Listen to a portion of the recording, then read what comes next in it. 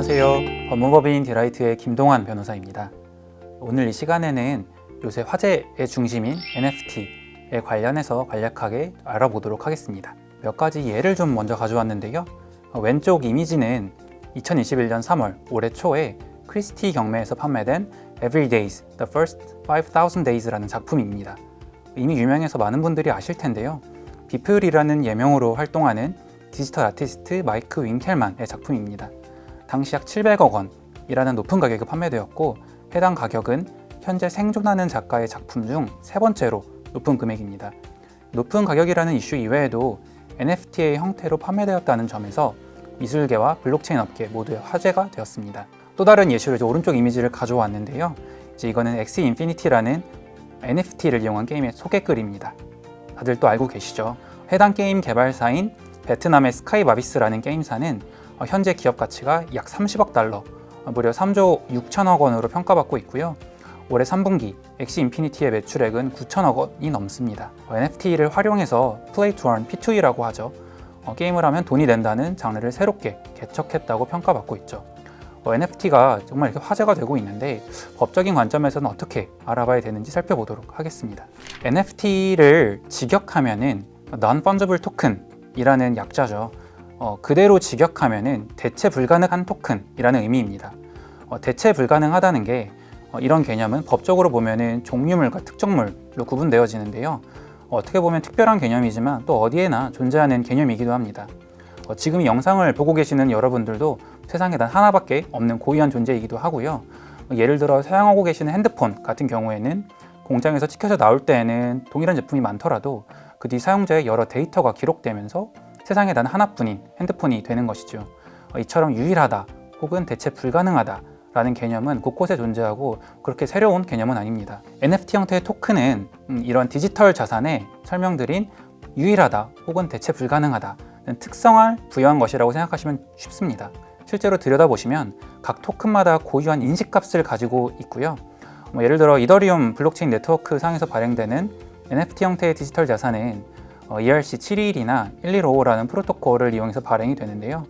발행 시 이제 코드를 보시게 되면은 발행 주소나 토큰의 아이디가 부여돼서 NFT의 고유값과 NFT 이전 내역을 확인할 수 있다는 특징이 부여되어 있는 형태입니다. 이처럼 NFT는 발행 이후에 그 고유한 인식값을 가지고 있어서 각각의 토큰이 구분 가능하다는 점에서는 일반적인 디지털 가상자산, 이더리움이나 비트코인 같은 것과 구분이 되는데요. 사실 기능적인 측면에서 보면은 발행, 민팅, 전송, 소각 같은 일반적인 디지털 자산이 가지는 특징을 모두 가지고 있기 때문에 전자적으로 거래 또는 이전 가능하다는 점에서는 디지털 자산과는 동일합니다. 정리해보자면은 NFT는 고유한 인식값을 가지고 있는 디지털 자산의 형태를 포괄하는 어떤 개념으로서 NFT라는 사실 자체만으로는 어떤 특별한 의미를 지니거나 법적으로 가치가 있는 것은 아닙니다. NFT의 특성을 활용해서 NFT에 어떤 권리를 부여하는지 혹은 NFT를 해당 생태계에서 어떻게 사용하는지에 따라서 NFT의 의미 또는 법적으로 어떻게 바라봐야 되는지가 각각 달라진다고 볼 수 있을 것 같습니다. 그럼에도 불구하고 NFT를 관통하는 지금 현재 가장 큰 국내 이슈는 NFT가 과연 가상자산에 해당하는지에 관련된 부분일 겁니다. 우리나라에서는 특정금융정보법이라고 줄여서 부르는데요. 해당 법에서 가상자산과 가상자산 사업자를 정의하고 있습니다.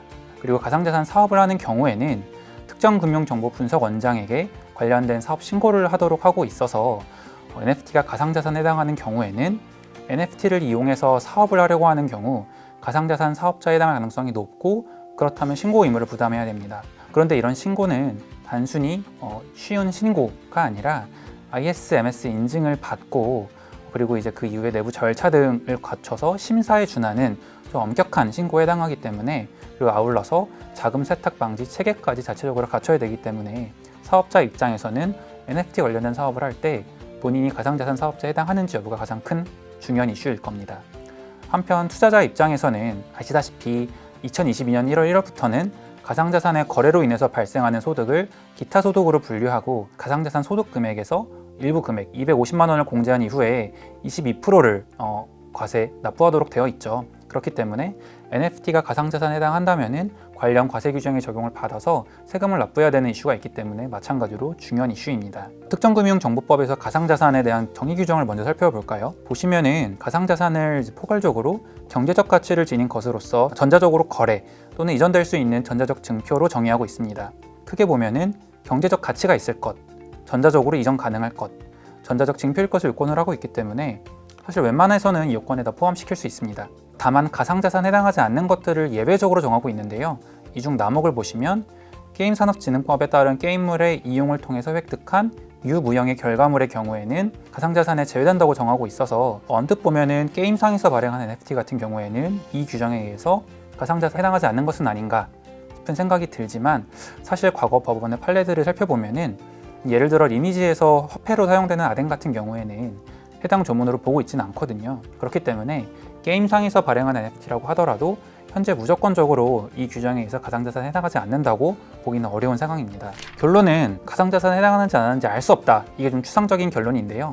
또 다른 레퍼런스를 살펴보면은 우리나라에서 특정금융정보법을 개정할 때 상당 부분 참고하는 국제자금세탁방지기구 FATF라고 부르는데 여기에 가이드라인에 살펴보면 좀 도움이 될 수 있습니다. 2021년 10월 28일에 해당 가이드라인이 업데이트되면서 NFT 용어를 정의하고 NFT를 가상자산으로 판단해야 되는지 여부를 설명했는데 이제 원문을 가져왔는데 대충 요약을 하면은 NFT가 수집품으로서의 성격이 있기 때문에 원칙적으로는 가상자산에 해당하지 않고 관련된 자금 세탁 방지 의무를 다할 필요가 없다라고 했지만 다만 NFT의 특성이나 기능에 따라서 NFT가 결제 또는 투자 목적으로 사용되는 경우에는 가상자산에 해당해서 일반 가상자산과 동일한 자금 세탁 방지 의무를 이행해야 하는 것이 좋다라고 소개하고 있습니다. 사실 좀 판단이 안 서죠. 결국 자금 세탁 방지에 대한 가장 권위 있는 FATF에서도 NFT가 가상자산에 해당하는지 여부에 대해서는 사안마다 판단해야 된다는 다소 중립적인 의견을 제시하고 있어서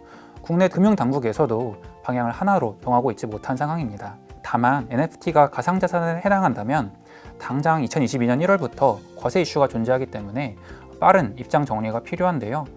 예상되는 걸로는 모든 NFT를 가상자산으로 보지는 않을 것 같고 NFT를 가상자산으로 보아 과세를 하더라도 빈번하게 거래되거나 거래 목적으로 생성되는 NFT 같은 경우에 한해서 가상자산으로 판단해서 관련 과세가 이루어질 것으로 보입니다. 그렇지 않은 경우에는 NFT가 표상하고 있는 물건에 대한 기존의 과세가 그대로 적용된다고 이해해 주시면 좋을 것 같습니다. 예를 들어서 미술품 같은 경우에는 미술품을 NFT 형태로 발행하는 경우에 가상자산으로 보지 않는다면 일반 미술품 관련된 거래 기준인 양도 가격 기준으로 6천만 원 이상이거나 그리고 이제 외국 작가 또는 사망한 작가의 작품만 기타 소득으로 분류해서 기존대로 20%의 분리과세가 진행되는 형태로 과세가 이루어진다고 생각하시면 좋을 것 같습니다. 또 다른 법적 이슈는 NFT를 보유하면 과연 어떤 권리를 가지게 되는지 여부입니다. 앞서 설명드린 것처럼 NFT는 토큰 발행 형식의 하나이기 때문에 NFT를 보유하는 경우에도 NFT를 발행하는 주체 또는 NFT를 발행하는 어떤 내용에 따라서 부여되는 권리가 각각 다른 상황입니다. 디지털 미술품 시장에서는 NFT를 영수증처럼 디지털 미술품의 구매를 증빙하는 용도로 사용하는 경우가 많습니다. 그러나 사실 NFT를 발행하는 자가 NFT가 표상하는 저작물에 대한 저작권을 가지고 있는지 여부는 NFT 상에서는 확인이 어렵습니다. 저작권법에 따르면은 저작물을 이용하기 위해서는 저작권을 양도받거나 저작권자로부터 이용 허락을 받아야 되는 원칙이기 때문에 NFT를 구매함에 있어서는 NFT의 발행자가 관련 권리를 보유하고 있는지에 따른 확인이 별도로 필요합니다.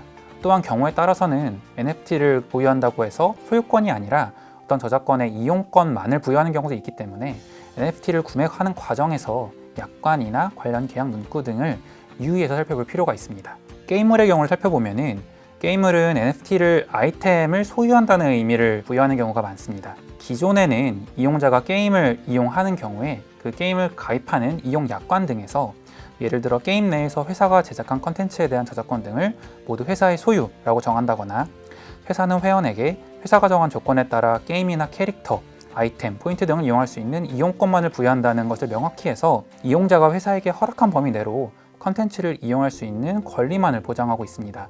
게임을 해서 아이템을 획득한다고 하더라도 해당 아이템에 대한 소유권을 가지는 게 아니라 이용권만을 보유하는 것이죠. 그런데 게임 아이템을 NFT로 발행하는 경우에는 소유권 자체를 이용자가 가질 수 있습니다. 게임사와 무관하게 이용자가 게임 외부에서 NFT를 거래할 수 있고 수익을 창출할 수 있다는 의미죠.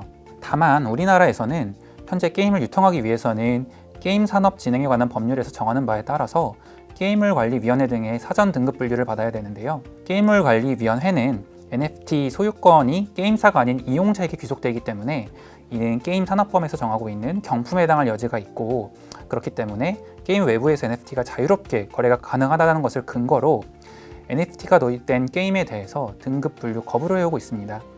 따라서 우리나라에서는 아직 이런 NFT를 이용한 게임의 출시가 자유롭지 못한 상황입니다. 이렇게 NFT와 관련된 국내 규제가 현재 빠르게 변하고 있는데요.